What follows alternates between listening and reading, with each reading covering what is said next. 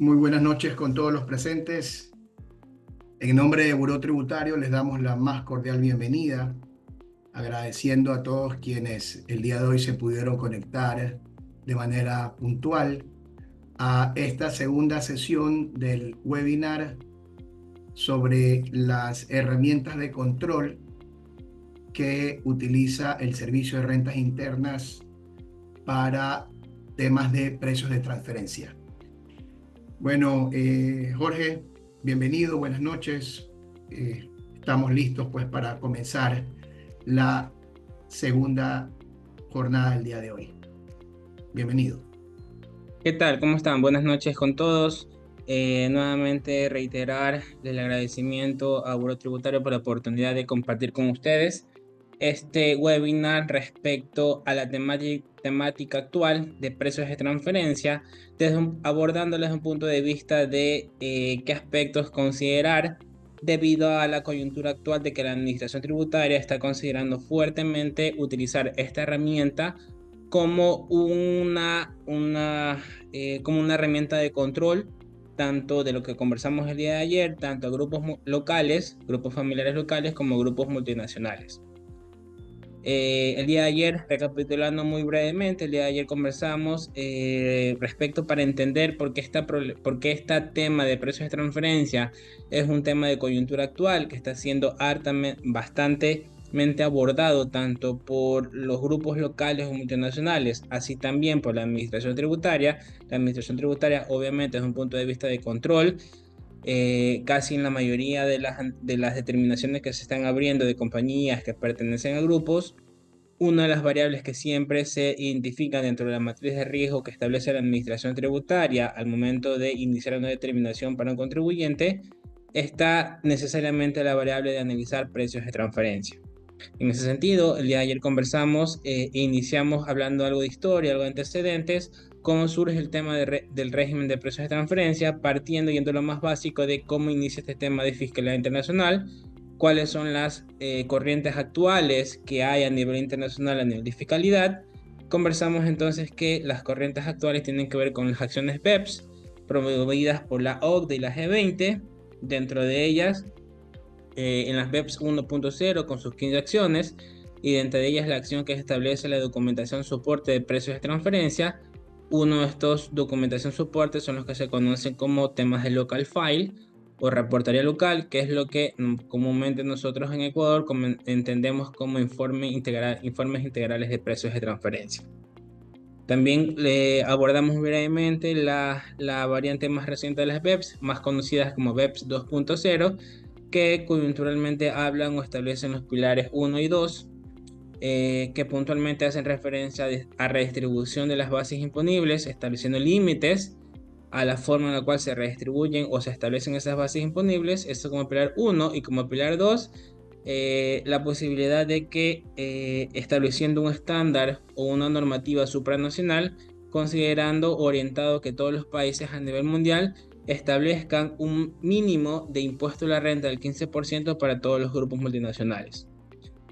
Eso desde el punto de vista BEPS. También conversamos muy brevemente el tema de la corriente de intercambios de información orientados a fortalecer el pilar de transparencia, que básicamente es la red de convenios a los cuales Ecuador es parte, dentro de ellos la red de convenios en primera instancia, red de convenios bilaterales. Así también Ecuador es parte de la Convención Multilateral promovida por la OCDE, en el cual agrupan más de 110 países, y básicamente esta convención lo que busca es tratar de fomentar los intercambios automáticos de información. Dentro de ellos les comentaba que en 2022-2023 ya Ecuador comenzó a recibir información de manera automática, en primera instancia información financiera, es decir, de cuentas bancarias que poseen residentes ecuatorianos en países como Panamá y Costa Rica. Adicional a ello, también recordemos que Ecuador firmó ya un acuerdo de intercambio de información con Estados Unidos, en el cual establece la posibilidad de que este acuerdo incorpora cláusulas tanto de intercambios automáticos de información como en acuerdos de intercambio de información de manera bajo requerimiento expreso. Entonces, hay la posibilidad de que el IRS americano, en la medida que identifique información importante o relevante respecto de algún residente ecuatoriano que posea actividades, que lleva a cabo actividades económicas en Estados Unidos o que posea un patrimonio importante, hay ya la posibilidad de que el IRS americano entregue o envíe de manera de oficio esta información al SRI para que la Administración Tributaria Ecuatoriana pueda iniciar los respectivos procesos de control. Y ya aterrizando en lo que es materia de este webinar que tiene que ver con el tema de precios de transferencia, iniciamos revisando brevemente lo que es la definición de precios de transferencia. Recordemos, precios de transferencia no es otra cosa que el precio de una operación que se ha acordado entre partes relacionadas. Vimos unos ejemplos de por qué a la administración le preocupa o presume de que al haber precios de transferencia, los grupos han establecido precios que no son de mercados con el objetivo de deslocalizar las utilidades hacia circunscripciones geográficas o zonas geográficas o países donde el grupo puede aprovechar algún tipo de beneficio tributario. Por eso la administración, bueno, no solo la administración tributaria ecuatoriana, todas las administraciones a nivel mundial, aquellos países donde hay un impuesto a la renta, actualmente ya hay regulaciones que tratan de prevenir el uso abusivo, desmedido de los precios de transferencia mediante planificaciones agresivas. Es decir, cuando ciertos grupos, a través de precios de transferencia, comienzan muy arbitrariamente a pactar precios que no son de mercado, con el objetivo único y exclusivamente de, a través de esta manipulación arbitraria de precios, deslocalizar utilidades hacia estructuras, hacia compañías o hacia países o zonas geográficas donde pueden aprovechar algún tipo de beneficio. Conversamos el tema de la posibilidad de que inclusive entonces actualmente que la administración revise no solo precios de transferencia para multinacionales, sino también para grupos locales o grupos familiares. Luego de ello comenzamos a revisar muy brevemente las definiciones de partes relacionadas. Abordamos el primer criterio que tiene que ver con dirección a administración. Recordemos, si tienes un administrador en común, ya en la práctica de manera operativa, cuando hablamos de administración nos referimos a los administradores como son los representantes legales. Si tienes un administrador común, automáticamente eres relacionado a efectos tributarios. El segundo criterio tiene que ver con la participación accionaria o capital, y básicamente lo que estamos viendo, y esto está recogido en el artículo 4 de la Ley de Régimen Tributario Interno, en el reglamento, en el artículo 4, lo que nos dice es básicamente un criterio subjetivo, muy objetivo es: si tengo accionistas con una participación directa e indirecta superior al 25%, automáticamente soy partes relacionadas. ¿Por qué es importante este criterio? Porque recordemos que cuando hablamos de precios de transferencia, partimos de una premisa que hay una mancomunidad de intereses. ¿Por qué? Porque debe haber algún vínculo, algún ente que es capaz de tomar decisiones en ambas partes, en ambas empresas que estoy analizando, para que pueda pactar o ordenar que se acepten precios que no son de mercado. Por lo tanto, para que exista precios de transferencia, debe haber algún vínculo, alguien que tenga poder de decisión. Y si hablamos de relación por capital, involucraría entonces que debe haber un accionista que tenga el suficiente poder para dar órdenes, por así decirlo, para que tanto un cliente como un proveedor acepten precios que no son de mercados. Ahora bien, ¿por qué este criterio, por qué esta normativa es importante? Porque, por ejemplo, yo, Jorge Valdivieso, resulta que tengo $100 y decido comprar $100 e invertirlos en capital accionario, no sé, de Holcim. Holcim, una compañía que probablemente tenga un capital superior a los $40 millones. Si yo compro $100 de Holcim en acciones de Holcim que tiene un capital de 40 millones, obviamente voy a ser accionista. Pero lo que yo compro, lo que va a representar mi participación accionaria sobre el total de Holcim, de capital de Holcim, es realmente residual. Por lo tanto, a pesar de que soy accionista, no puedo establecer de que yo pueda ejercer algún tipo de poder de control o de toma de decisión en Holcim. Por lo tanto, ¿cuánto debería ser un porcentaje para que la administración considere que es un accionista que ya llega a tener algún tipo de poder de decisión? Esto fue previsto y establecido en el reglamento como un criterio muy objetivo, entonces 25%. Entonces 25% es un número mágico. Si yo tengo accionistas con una participación directa o indirecta superior al 25% en ambas partes, yo soy relacionado por capital. ¿Cómo en la práctica comienzo a evidenciar esto? Bueno, básicamente lo que hago es establecer o analizar mi participación accionaria de la compañía que estoy analizando respecto a cada accionista. Por ejemplo, en el primer caso, yo puedo tener una sociedad que estoy analizando respecto a un accionista, sea persona natural o sociedad. En la medida que este accionista tenga más del 25%, tanto esta persona natural o sociedad, su accionista en realidad sobre la compañía que está analizando, establecen una relación por capital. Son relacionados. Ahora bien, es importante mencionar que aspectos que generalmente los contribuyentes desconocen es que para establecer partes relacionadas, la normativa también establece relacionamiento por consanguinidad o afinidad. Es decir, ¿qué quiere decir esto? Por ejemplo, si yo tengo la sociedad 1 y la sociedad 1i, y resulta que la sociedad 1 tiene un accionista con más del 25%, y resulta que la sociedad 1i tiene un accionista también con más del 25%, pero estos accionistas son familiares hasta el cuarto grado de consanguinidad o segunda afinidad, básicamente lo que me dice es, a efectos tributarios, estas dos personas es como que fueran una sola. En la medida que tengas familiares hasta cuarto grado de consanguinidad o segunda de afinidad, lo que me dice esta norma es, a efectos tributarios es como que fueran un solo accionista. Por lo tanto, ¿qué es lo que miro? Que si este accionista tiene más del 25% aquí, si este accionista tiene más del 25% aquí y su familiar también tiene más del 25% acá, concluye entonces que ambas sociedades son partes relacionadas. Una variante que prevé la norma y que muy pocos contribuyentes lo toman en consideración y se los planteo para que lo evalúen. Entonces, si se van dando cuenta de la importancia de tener claro quiénes son mis partes relacionadas.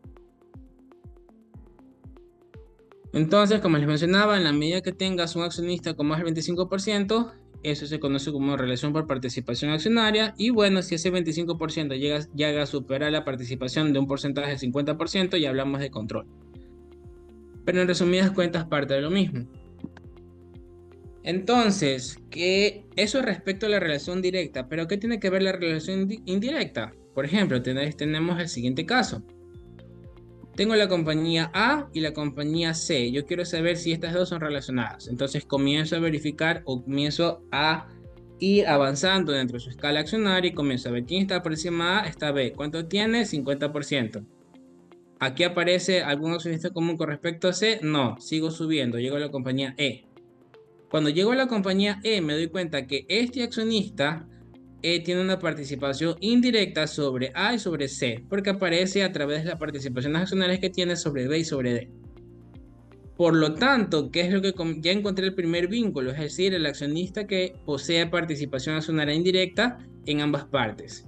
¿Cómo sé si son partes relacionadas? Lo que tengo que comenzar a verificar es cuánto tiene de participación indirecta, es decir, la compañía E, que es el accionista en común, evalúa cuánto tiene indirectamente sobre A, es decir, tiene el 50% de B, que a su vez se condiciona de ser el 50% de A, es decir, el 50% del 50%. 50% por 50% me da 25%.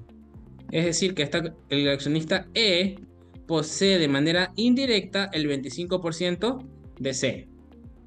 Hago lo mismo por el otro lado, es decir, la compañía, que es el vínculo que he encontrado, cuánto tiene sobre la primera estructura, que es de 90%, el 90% del 90% me da 81%, que determino que este accionista indirecto posee indirectamente más del 25% sobre A, porque tiene el 25%, mayor o igual, y tiene más del 25% sobre C, porque tiene el 81% de participación indirecta. Que concluyo que tanto A como C son partes relacionadas.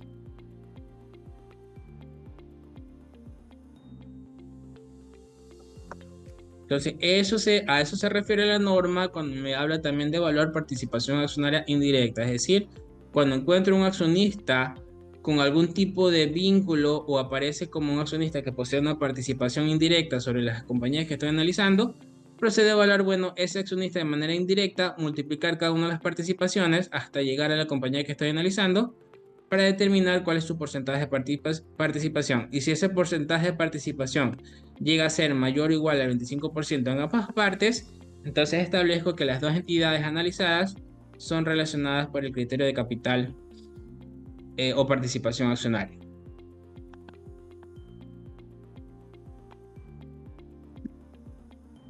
Ahora bien, aquí está un ejercicio un poquito más complejo, pero es parte de la vida de cada uno de nosotros como profesionales. Hay grupos que son mucho más estructurados.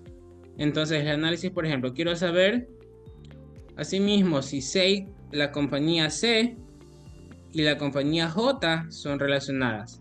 ¿Cuál es el accionista en común que aparece? Si se dan cuenta, sigo subiendo, sigo subiendo, sigo subiendo hasta llegar acá. ¿Cuál es el accionista en común? La compañía F. Así mismo J, sigo subiendo, encuentro que el accionista común es F. Entonces debo determinar cuánto tiene F sobre las compañías que está analizando. Entonces, ¿qué es lo que determino? F, ¿cuánto tiene para llegar hasta C que tengo que ir multiplicando? El 80% del 90% del 90%. ¿Qué es lo que tengo aquí? 80% por 90% por 90% me da 64.8%. Luego procedo a calcular lo mismo por la otra compañía que está analizando. F, ¿cuánto tiene para llegar hasta J? ¿Por dónde debo pasar? Primero por H. ¿Cuánto tiene sobre H? 70. Luego H, ¿cuánto tiene sobre J? 60. Es por eso que tengo 70% por 60% me da 42%. Entonces, ¿qué determino? Que las compañías que estoy analizando, C y J, son relacionadas a través de este accionista padre en común. ¿Y cuánto tiene de participación indirecta? Sobre C tiene el 64.8% y sobre J tiene el 42%. Concluir entonces que como tiene más del 25%, mayor o igual al 25% en ambas partes, se establece relacionadas por capital.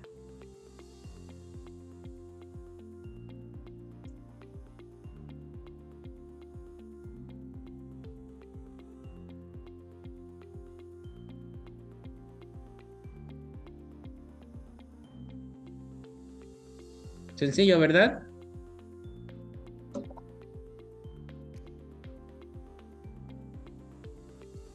Seguimos. Eso respecto al criterio de relación por participación accionaria.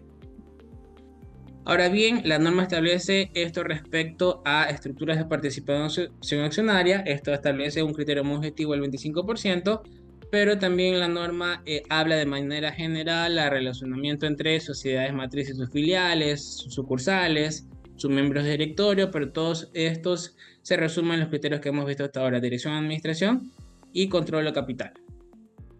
Ahora bien, la norma también establece otro tipo de criterios como son, probablemente los escuchen alguna vez, el de proporción de transacciones.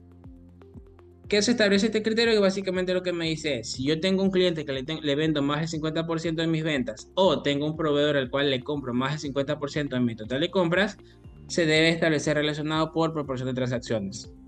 ¿Por qué se incorporó en su momento este criterio? Porque en la medida que tengas un cliente que represente más del 50% de tu total de ventas, involucra que este cliente tiene tal nivel de participación que ejerce un control externo debido a que tiene un poder de negociación que no tienen otros clientes. ¿Qué involucra esto? Que a través de este poder de negociación puede ser que mi cliente principal y yo como su proveedor nos lleven a establecer precios que no sean en el mercado debido al poder de negociación muy particular que posee este cliente que no tiene los demás clientes que son de manera residual. Entonces, por eso inicialmente se estableció este criterio. Sin embargo, y verán que es el único que aparece o tiene la facultad de incorporar este concepto que se conoce como prueba en contrario. ¿Qué involucra esto? Que este criterio se debe aplicar, ojo con esto, única y exclusivamente bajo requerimiento expreso de la administración tributaria.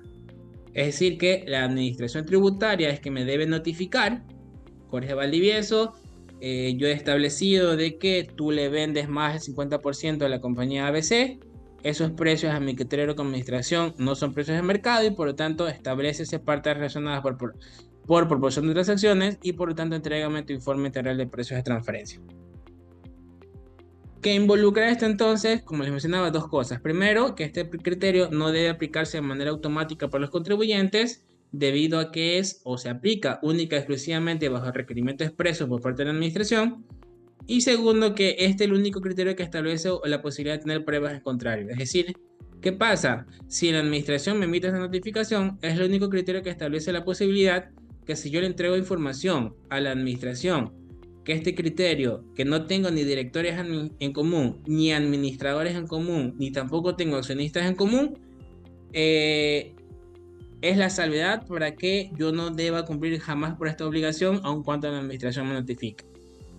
Aquí siempre ponemos el comentario, la sugerencia, que básicamente, si bien este es un criterio el cual, como les digo, partiendo de la premisa, yo debo aplicarlo única y exclusivamente si me notifica la administración tributaria, depende básicamente de mi modelo de negocio. Por ejemplo, el tema de las concesionarias. Resulta que yo tengo una compañía que se dedica a ser el distribuidor exclusivo de una marca de vehículos, no sé, americana.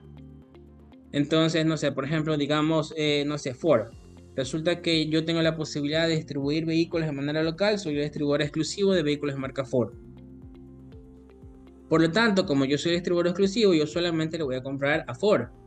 ¿Qué implica esto? Que voy a tener la posibilidad, o voy a tener la condicionante de que va a ser un proveedor con una participación en más del 50%. El SRI me podría decir, establece esa relación por proporción de transacciones.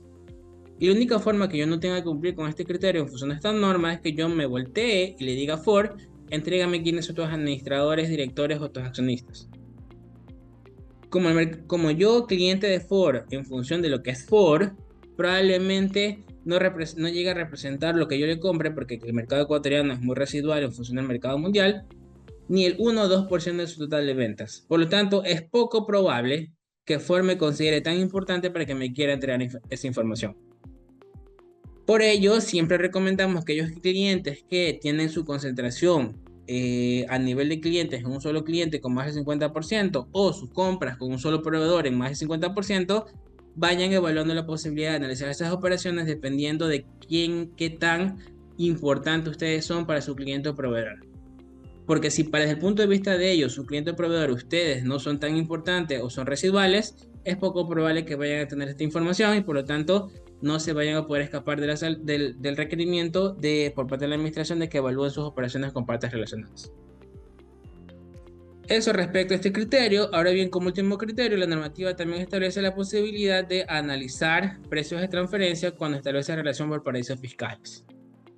¿Qué quiere decir esto? Básicamente que si yo le exporto a un cliente o importo bienes o servicios, obviamente de manera general, importo de un proveedor o pago servicios a un proveedor y este cliente o proveedor respectivamente se encuentran domiciliados o tienen su residencia fiscal en algún lugar catalogado por parte de la administración tributaria como paraíso fiscal o régimen fiscal preferente, automáticamente yo debo de revelarlo como una parte relacionada, aun cuando no tengamos ningún tipo de vínculo.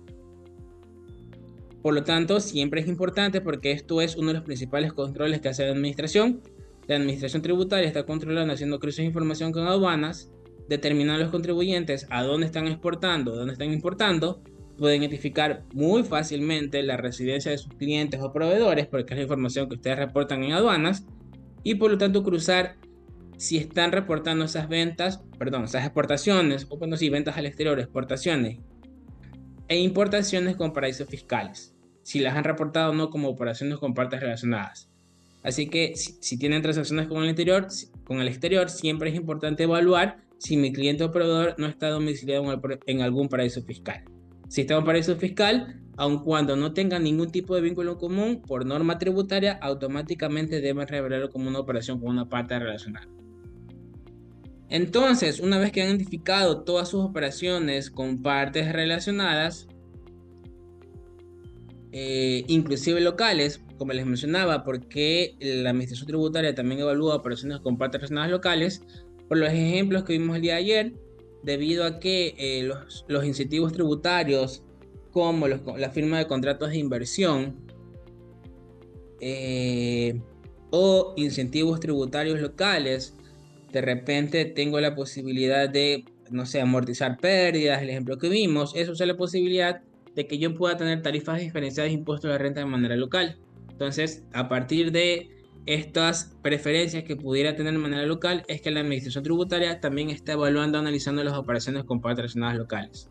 Así que saques ese chip de que precios de transferencia son solamente operaciones con el exterior. No, la administración tributaria también está comenzando a evaluar operaciones con partes relacionadas locales a efectos del cumplimiento del principio de plena competencia.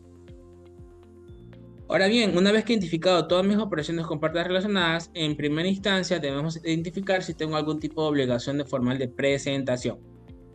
Entonces, ¿por qué es esto importante? Bueno, porque con la última normativa, que es acá a su lado derecho, 2023, actualmente si tienen operaciones contempladas por un monto superior a 3 millones de dólares, están obligados a presentar el anexo de operaciones con partes relacionadas, y se superan los 10 millones de dólares, automáticamente están obligados a presentar el informe integral de precios de transferencia.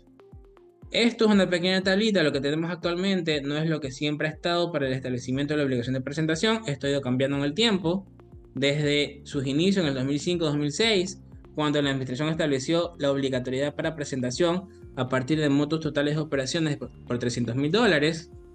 Obviamente la administración, como recién estaba dando sus primeros pasos en fiscalidad, se dio cuenta que al establecer estos límites tan bajos se iba a llenar de estudios de precios de transferencia y la capacidad de revisar de todos esos estudios era muy limitada. ¿Qué hizo entonces la administración? Concentró o fue determinando o ir filtrando de solamente tengo obligados a presentar a aquellos que tienen montos de operaciones más significativas, y lo que ha ido cambiando en el tiempo hasta lo que actual tenemos, que es básicamente que lo que les decía, si tengo más de 3 millones, estoy obligado a presentar anexo, y si tengo más de 10 millones, estoy obligado a presentar tanto anexo como informe. Esas son las obligatoriedades, el criterio de obligación de presentación en materia de precios de transferencia. Ahora bien, es importante mencionar que eso es la obligación formal de presentación. ¿Qué quiere decir esto? Que si yo no llego a esos límites de 3 millones para el anexo o 10 millones para el informe integral de precios de transferencia, eso no establece que la administración no tiene la posibilidad de que, a pesar de que yo no llegue a esos límites, igual pedirme el estudio. La administración se reserva el derecho de que en un proceso de determinación, aun cuando yo no llegue a esos límites, la administración igual me puede pedir el estudio, porque esto está previsto en la misma resolución 455, que es el párrafo que les estoy compartiendo, en el cual menciona de manera muy clara: la administración se reserva el derecho de pedir cualquier tipo de estudio, el estudio, por sus operaciones, tanto al interior como al exterior, y por cualquier monto y por cualquier tipo de operación. Entonces, mucho cuidado con eso, el hecho de que yo no llegue a los límites o que de repente mis operaciones no tengan que revelarlas por algún tema, eso no implica que la administración igual tiene la facultad o el derecho de exigirme un estudio, aun cuando no llegue a estos límites o no tenga que obligar o no esté obligado a declarar precios de transferencia.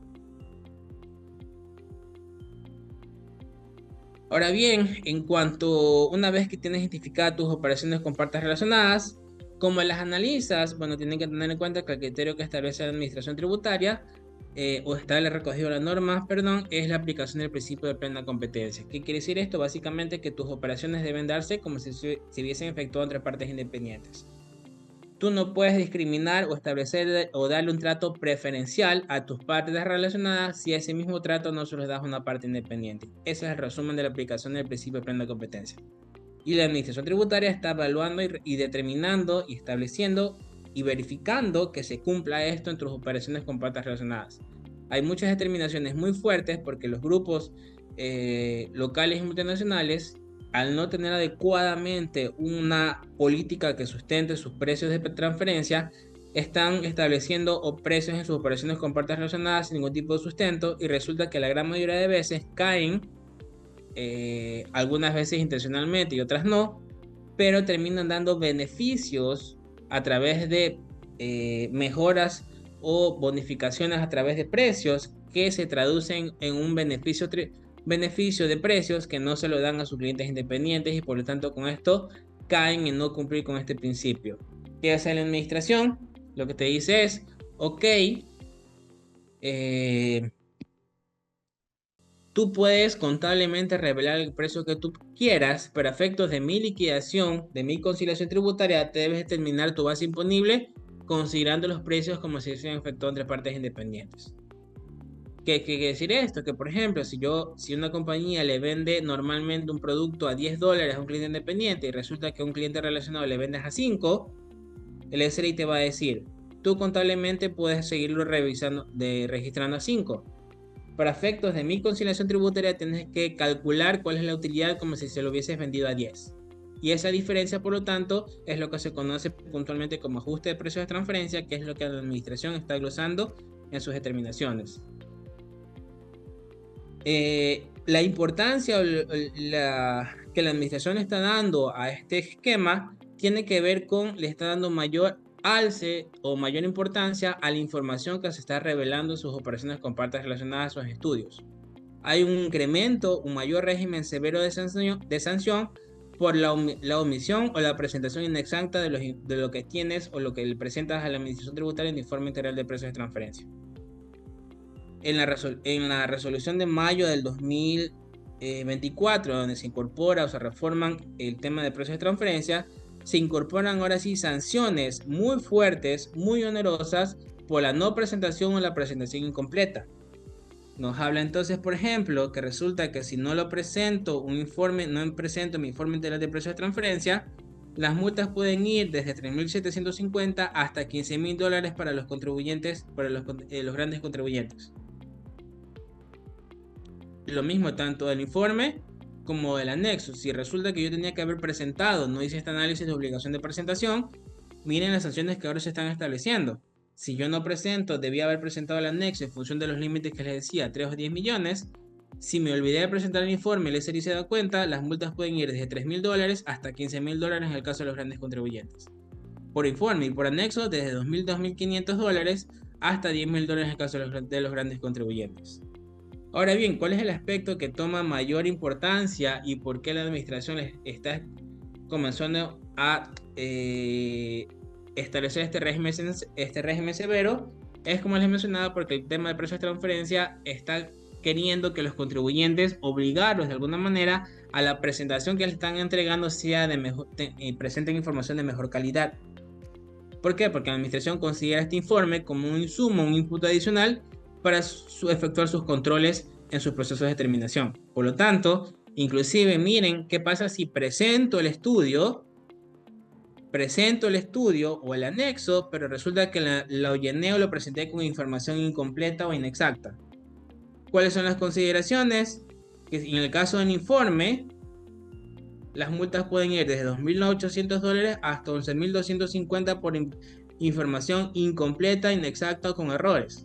Y en el caso de anexo, bueno, en el informe en realidad, esto en la medida que el contribuyente se autoliquide, pero si resulta que el SRI ya entra en un proceso de determinación y encuentra, tú no te autoliquidaste y la administración te evaluó que estás entregando información incompleta, las multas son tal cual como si tú no hubieses presentado el estudio. Van de $3.750 hasta $15.000. Entonces, se dan cuenta, este incremento de este régimen severo se orienta única y exclusivamente a que los contribuyentes, tanto locales como internacionales, prevean el análisis correcto, en primera instancia, el análisis correcto de la obligatoriedad de presentación, y segundo, que tengan mucho cuidado con respecto a muchos filtros de calidad a qué tipo de información se incorpora a estos estudios.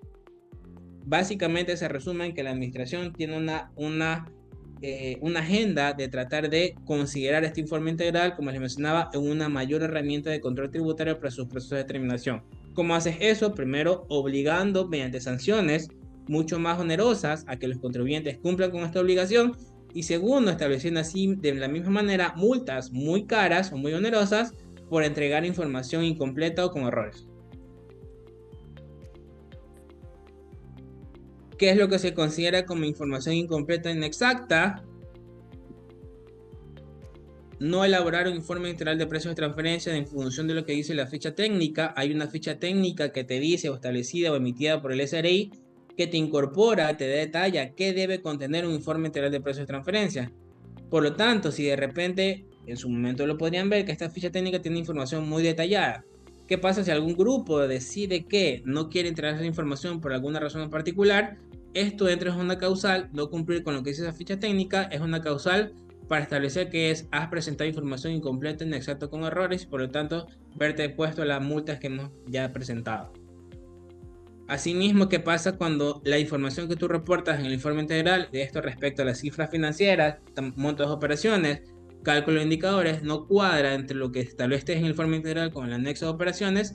También es otro causal para mencionar o concluir que se ha entregado información inexacta o con errores. Lo mismo con metodologías o indicadores que no se correspondan con o hagan diferencias entre lo que dice el informe con el anexo. Y asimismo, si se dan cuenta, cuando los valores declarados o reportados en la declaración de impuesto a la renta, anexos de operaciones, presentan diferencias entre cualquiera de estas. Es decir, como se dan cuenta, había una cultura básicamente de esto, pensar que el tema de precios de transferencia es algo simplemente de compliance, simplemente, entrego un anexo cualquiera, declaro lo que en los caseros informativos 101 cualquier tipo de valor, declaro cualquier tipo de información en el informe de precio de transferencia. Entonces lo que establece esta resolución es incrementar las sanciones para que los contribuyentes, al ver estas sanciones más onerosas, ahora sí le presten mucho mayor atención a qué información se está reportando respecto al régimen de precios de transferencia. Entonces, esto, como les mencionaba, esto porque el SRI tiene una marcada agenda de que, perdón, me salí un momento. Ahí estamos nuevamente. El SRI tiene una agenda muy marcada de que se comience a tomar con mayor responsabilidad los análisis de precios de transferencia y la información que se reporta en estos estudios a la administración tributaria para que esta información sea mucho más completa, concisa y depurada, permitiendo esto a la administración tributaria coger tanto el anexo como el informe, como un input, como una herramienta de control inicial para evaluar o hacer iniciar sus procesos de determinación. Asimismo, ¿qué pasa si resulta que presenté un estudio completo, pero tardíamente? Si se dan cuenta, aquí están las multas, que también son bastante onerosas, van desde $187 hasta $750 en caso de una liquidación voluntaria, y por identificación de administración, desde 250 hasta $1000. Recordemos que la fecha máxima de presentación del estudio, tanto el anexo del informe, es de acuerdo al noveno dígito del RUC y es en el mes de junio. En el caso de los contribuyentes especiales, por su fecha máxima de declaración de impuesto de renta, se traslada que todo ello sería la fecha máxima del mes el número 11, perdón. Pero coyunturalmente, por todos estos cambios que han habido para los estudios de precios de transferencia 2023, única exclusivamente por el informe integral de precios de transferencia 2023, que debía haberse presentado en junio de 2024, la administración tributaria hizo una ampliación y ahora los estudios de 2023 se pueden presentar por este año hasta septiembre de 2024.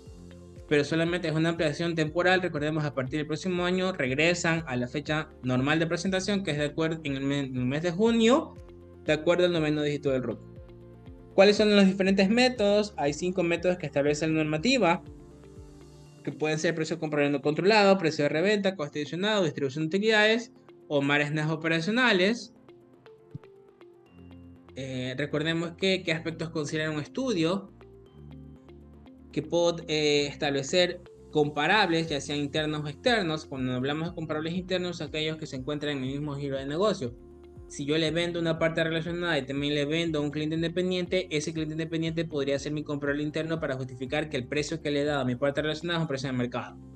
Si no tengo posibles comparables internos, el nombre me dice puedo tener comparables externos, es decir, buscar terceros independientes que lleven a cabo transacciones similares o modelos de negocios similares para lograr, ya sea a través de precios unitarios o de márgenes de rentabilidad. ¿Qué aspectos considerar? Que cuando te vas por comparables externos, estas búsquedas generalmente se hacen en base de datos que involucran compañías que cotizan en bolsa de valores a nivel mundial. Mucho importante que estos comparables externos esté correctamente detallado, que estos comparables tienen información disponible y que la información financiera de estos comparables, que debe ser disponible para que la administración la pueda verificar, únicamente debe estar en español e inglés.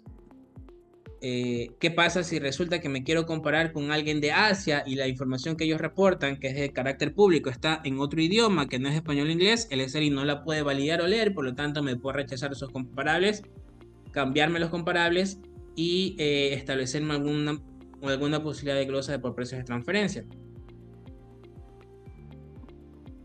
Recordemos que a nivel de comparables, cuando voy a asignar un comparable, las directrices de la OCDE establecen 5 criterios de comparabilidad mínimos que debe evaluar en todos los comparables que deben cumplir como aspectos para aceptar un comparable. Que tengan estrategias de negocio similares, que tengan funciones activos y riesgos similares, que produzcan o presten servicios similares, produzcan bienes o presten servicios similares, que tengan cláusulas o términos contractuales similares y que operen en circunstancias económicas similares. Es decir, estos son los 5 factores de comparabilidad que deberían estar recogidos en cualquier estudio de precios de transferencia al momento de sustentar los comparables que tu asesor de precios de transferencia les selecciona y que son los que valida la administración al momento de analizar o determinar por precio de transferencia. Si hablamos de selectores de indicadores de rentabilidad, recordemos que dependiendo del tipo de metodología, yo puedo trabajar con márgenes brutos, considerando calcular un indicador de rentabilidad ya sea a nivel de ventas o costos de ventas, o a nivel de margen operativo que puedo calcular ya sean ventas, costos de ventas más gastos operacionales o activos operativos. Pero sin perjuicio de ello, mucho énfasis que su informe entre el precio de transferencia debe seleccionar un indicador cuyo denominador no esté afectado por operaciones con partes relacionadas de manera material. ¿Qué involucra esto? Por ejemplo, si hablamos que yo quiero trabajar con margen bruto y estoy analizando una venta, una parte relacionada, no podría trabajar con margen bruto sobre ventas. ¿Por qué? Porque la operación que estoy analizando es ventas a partes relacionadas y eso va a integrarse o va a aparecer dentro del denominador. Debería trabajar entonces margen bruto sobre costos, dependiendo del modelo de negocio. Asimismo, si la metodología que le dice su informe, su asesor de precios de transferencia es trabajar con márgenes operacionales, aplica de la misma manera. Si estoy trabajando con ventas, analizando ventas a partes relacionadas, no podría trabajar un indicador de rentabilidad margen operativo sobre ventas. Debe escoger un indicador cuyo denominador sea otro que no sean las ventas para que el denominador no esté contaminado por operaciones con partes relacionadas. No tener estas consideraciones son causales para que la administración me descarte mi análisis y me pueda establecer una glosa por precios de transferencia.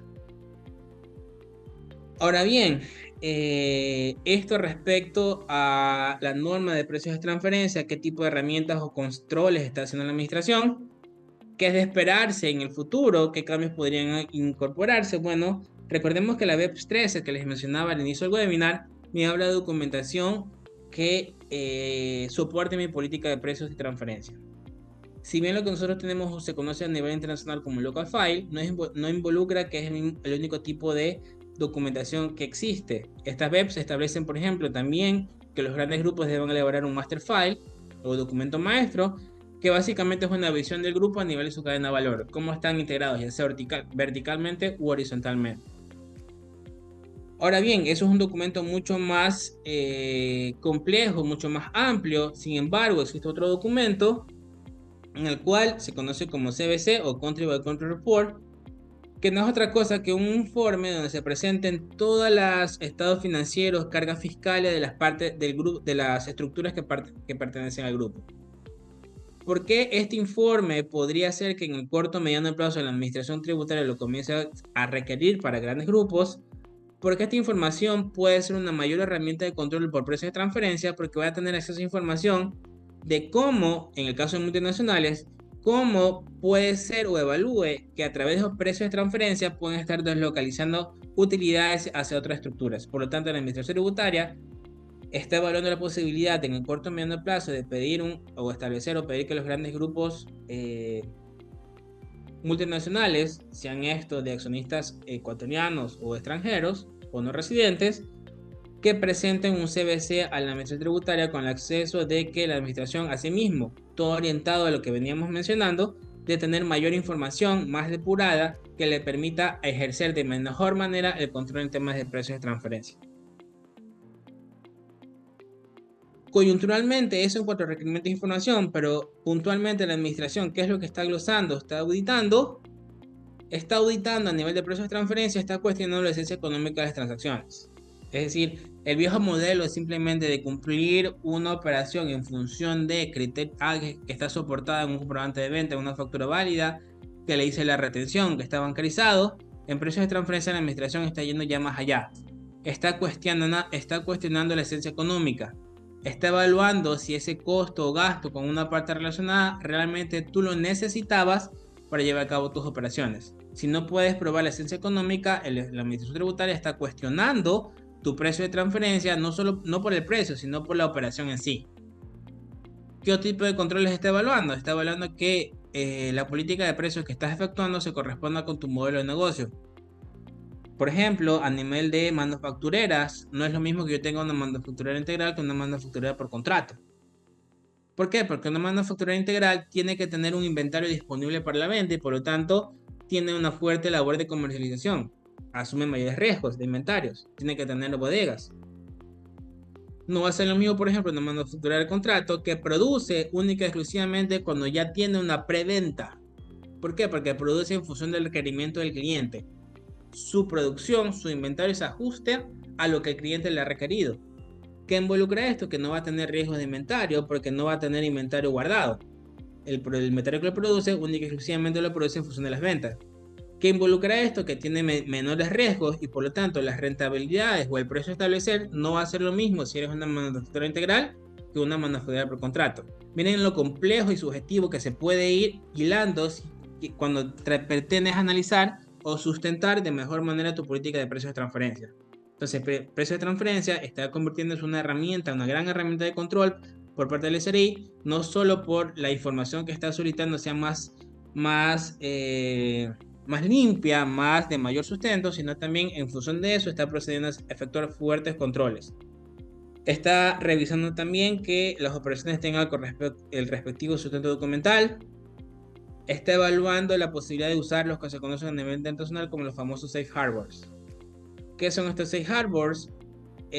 Tratar de limitar el margen de acción de los grupos multinacionales a través de estructurar operaciones que pueden tener algún grado de subjetividad, como por ejemplo los servicios.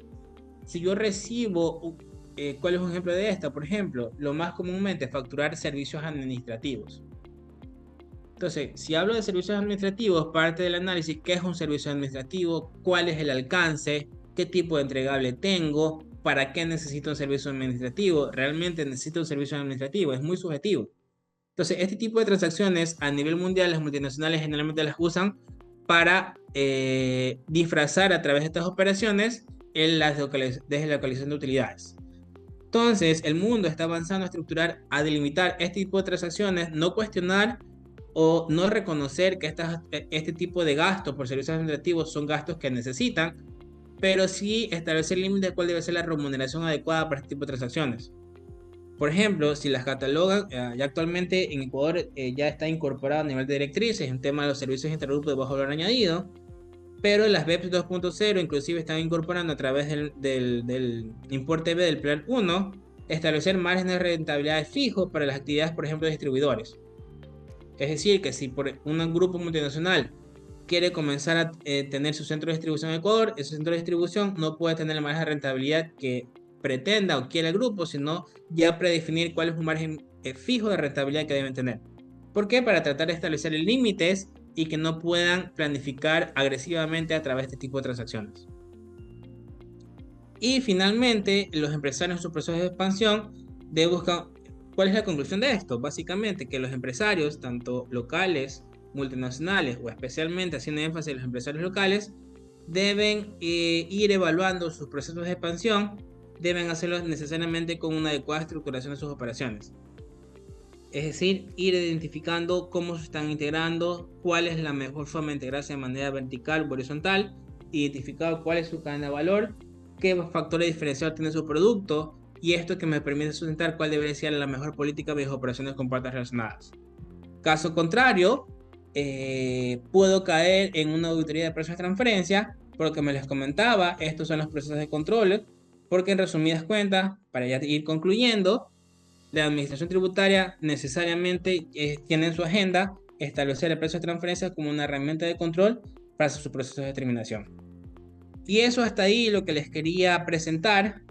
En resumidas cuentas, entonces, esto está orientado a que dejemos de ver el precio de transferencia simplemente como un tema de compliance, sino darle la relevancia e importancia que esto amerita, tanto de establecer adecuadamente las obligaciones de precios de transferencia, así como también sustentar adecuadamente los estudios con políticas de precios o operaciones con partes relacionadas que cumplan con la aplicación del principio de plena competencia. Eso básicamente, gracias por estos minutos, gracias por la atención, espero haberles aportado con herramientas para su respectivo análisis en sus empresas. Muchísimas gracias, Jorge, por tu excelente exposición el día de hoy y el día de ayer. Agradecemos de parte de todos los que estamos presentes como participantes y también en nombre de Buró Tributario por haber aportado todo tu conocimiento y habernos direccionado y explicado qué es lo que hoy por hoy la administración tributaria en el Ecuador se está enfocando en temas de precios de transferencia. Con relación al material, nos consultan si existe la posibilidad de poderlo compartir. De ser así, pues bueno, por interno lo coordinamos para poderlo hacer llegar a nuestros participantes y que tengan todo esto de aquí sumado pues a estas 2 horas de mucho conocimiento y de aprendizaje.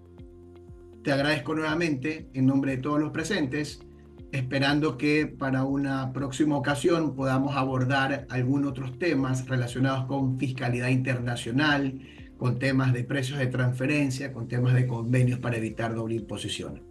A todos los participantes, igualmente, muchísimas gracias y buenas noches.